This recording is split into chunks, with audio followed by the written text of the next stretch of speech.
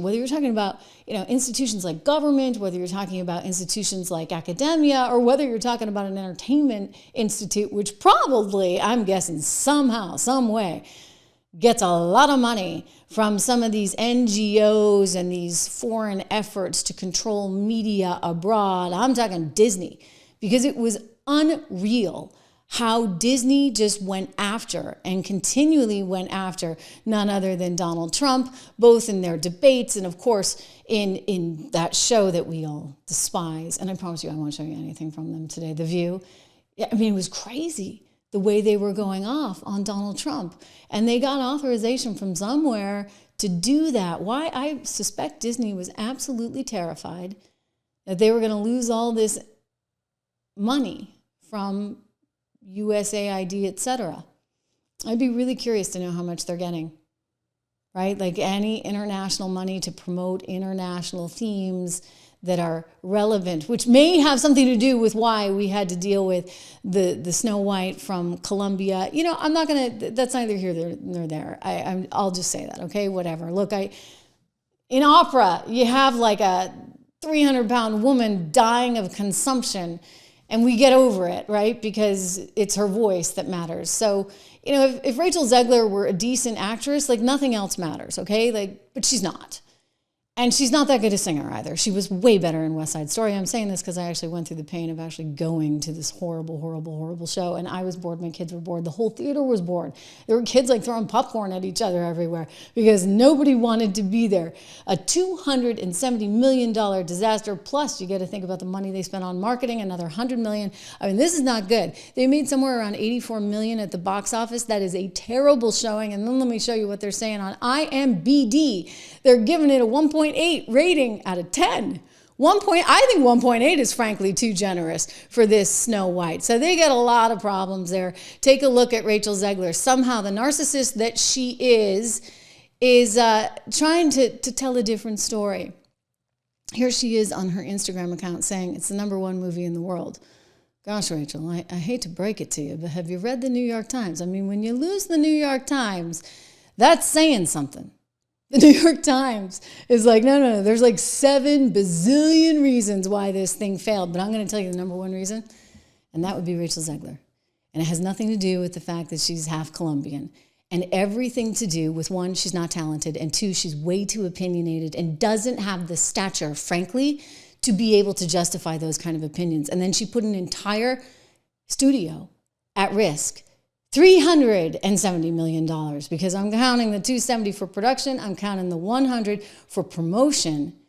She puts that all at risk because she's tweeting things out alongside the trailer like, oh, free Palestine, here we go. Remember this little number? This was bad. Because basically, whatever side of the aisle you're on this one, and you know what side I'm on, but whatever side of the aisle you're on this one, you're really not going to want to see it because you're not going to like Gal Gadot that much. And guess what? You're not going to like Rachel Zegler that much, right? So she's alienating everyone. She tweeted out the trailer to Disney and then wrote after she tweeted it, and always remember free Palestine. So this was a big snafu.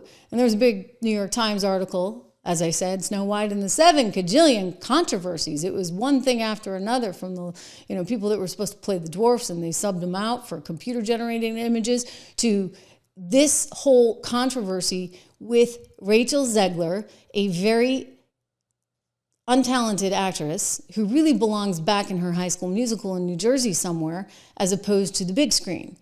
So it was miscast, something that the New York Times actually cites. And then there were all these controversies. One of the things that came up in the New York Times reporting and then was echoed by Variety was that apparently they were so stressed out about her because she was doing everything she could to sabotage the film with her commentary. She eventually sabotaged herself in her own career because nobody's going to hire her. Trust me, nobody would hire her. She has no talent, is not especially pretty, can't sing, and yet she's, this musical genius if you listen to her. And no one's going to hire her because she's a political hot rod that you cannot trust. According to the reporting, basically, people were stunned They expressed, quote, shock that the Snow White star would commingle the promotion of its $270 million tentpole with any kind of political statement, going back to her tweet about Free Palestine.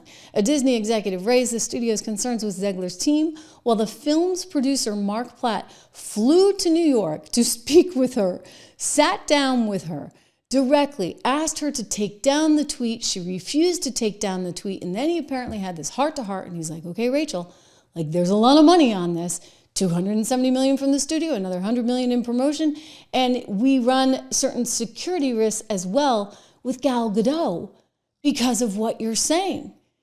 And, you know, she's living her own little world. They assigned her at some point a social media handler. Like, she wasn't allowed to tweet anything unless they actually saw it first. Think about that. She is highly irresponsible, which is why I say Rachel Zegler's career is over. Absolutely done for. And you know what? It should be, because she's not in a place. Look, you know who else is done for? I would suspect George Clooney, because George Clooney kind of went where he shouldn't have gone. What is it with these actors that want to be overly political? Guys, you know what? You want to do politics? Heck, have a podcast. The only future that Rachel Zegler right now has, in all seriousness, I suspect, is maybe being the pre-show for Rachel Maddow on MSNBC at night. That's like as good as it's going to get, because no movie studio will hire this woman. She is a hot rod. She is a total wild card, and she doesn't have the talent to back it up. Remember what she said about Trump voters? This is after the whole scandal that went down with Free Palestine. She started basically saying F Trump, and you should never know peace, and anybody who supports him should never know peace. So the poor studio's like, oh my God, oh my God, oh my God. And I'm like, you know what, guys, you get what you pay for, right? You hired this woman. You enabled her with her she, he, them, they, whatever, pronouns all over her Twitter account. Let's go to them. Yeah, she's got all, well, where's her tweet? Okay, the tweet has she, her, hers. Remember when Gina wouldn't put her pronouns in, or she put like bebop boop or something, and they went crazy and she lost her career at Disney?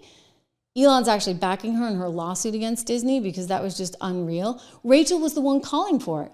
So you know what? What goes around comes around. That's what I say. And so good riddance, Rachel Zegler. We didn't like you anyway. No, we didn't.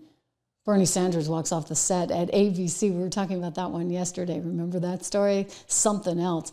I'll say, you know what? The Democrat Party is lost. They don't have Disney on their side anymore because Disney's freaking out. They have to get rid of their DEI stuff. And they have to, maybe actually come up with some movies, not just sequels in the future.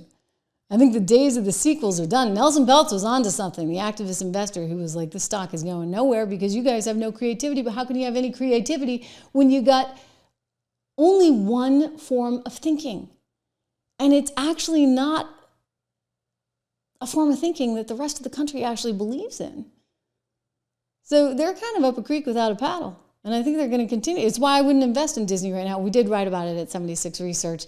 Again, these are our top performers in our top 3 portfolios. They're American Resilience, which is growth portfolio, inflation protection, because there's a lot of inflation probably still coming around the corner. If you're investing for the long term, you want to guard against that. And an income builder, because hopefully you want to retire someday. I encourage you to go and sign up. It's just $1 a month for the first 2 months, 76research.com. Again, this is my baby that I created because I have had so many people come to me over the years and say, Trish, how do I start investing? What do I do? I mean, we're talking all kinds of people. I remember makeup artists always, even at CNBC, where it's nothing but, markets all day long. And I said, there's a lot to consider, but I've always wanted to create this. So I'm happy that I'm in the position to be able to do that now for you. I'm also happy to give our friends at American Heart for Gold another shout out. Remember, Trish Loves Gold, trishlovesgold.com. Go there for up to $15,000 of free silver. You can text Trish to 65532 today to get more information on that.